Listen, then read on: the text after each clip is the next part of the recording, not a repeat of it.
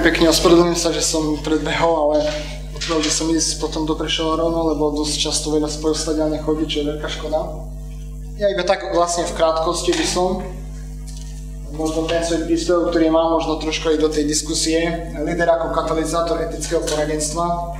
Keď som vlastne počul aj pána profesora, dalo by sa vlastne povedať, že poradenstva v etike. V angličtine je to, že ethics advising alebo counseling, to už jedno, používajú niekedy ako synonymické, niekedy je rozdielne, takže ja to tak nejak budem používať. Ja som vlastne začal svoj príspevok, ono všetko bude vlastne v príspevku, iba tam som poukázal na niektoré veci, ako na aktuálnu situáciu, ktorá myslím si, že je veľmi dobrá pre nás, teda pre etiku. Možno o tom, čo sa baví, že aká by mala byť náplň toho etického experta. Ja si myslím, že otázky morálky a mravnosti. Možno to je ten základ, čo by my sme vlastne mohli prispieť, keď vlastne v spoločnosti vidíme, že ako to prebieha. A myslím, že znaky súčasnosti v dnešnej dobe by mohli byť zmena, premena, transformácia. Možno to, čo tvrdia, ak ste možno čítali futuristov Tofflerovi, ktorí pracovali pre Pentagon a robili pre nich rôzne štúdie, vlastne charakterizovali túto spoločnosť ako informačnú. Vlastne ako tretiu vlnu, kde hlavnou kategóriou je vlastne informácia. To, čo v druhej vlne tej industriálnej bolo a možno, že vidíme aj na Slovensku, tá druhá vlna sa postupne rozpadáva.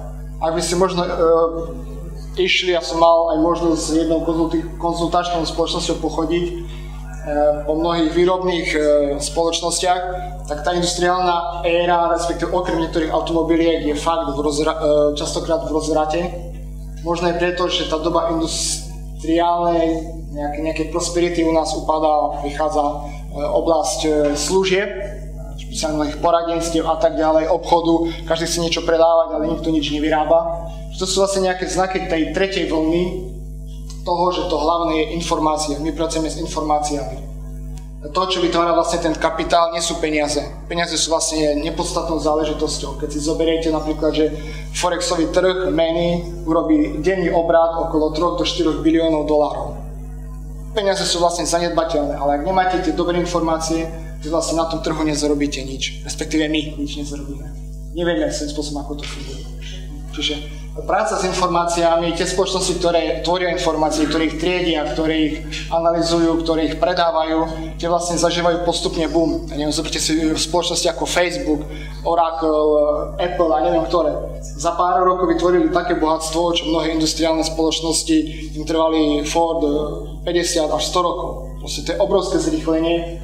A myslím si, že táto éra informačná, toho informačného boomu je a myslím si, že ešte aj príde a my sme v nej, teda aj podľa týchto manželov Tofflerovcov.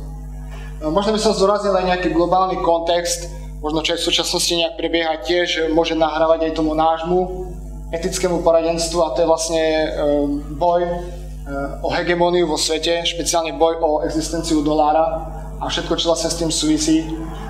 Ja by som to nazval aj s rozpadom nejakých tých starých štruktúr a prechod k nejakým novým štruktúram. Ak vlastne sledujeme tie mnohé správy v zahraničí, čo ako sa vyvíja, ako na stave prerozdeľovanie tej moci, teda rozpadu moci, nazveme to možno amerického impéria a nástup inej moci, tých krajín BRIC, Brazília, Rusko, India, Čína, kde tí, čo niekedy im dávali peniaze, vlastne teraz chodia ku ním pýtať z Medzinárodného menového fondu, aby im vlastne dali peniaze. Čiže vlastne tie krajiny BRIC sú veritelia a my vlastne vyspelý západ sme vlastne dlžníci. To je obrovský presun kapitálu v tom globálnom kontexte a zároveň s tým súvisí aj celá situácia, myslíme, tej našej etickej expertízy.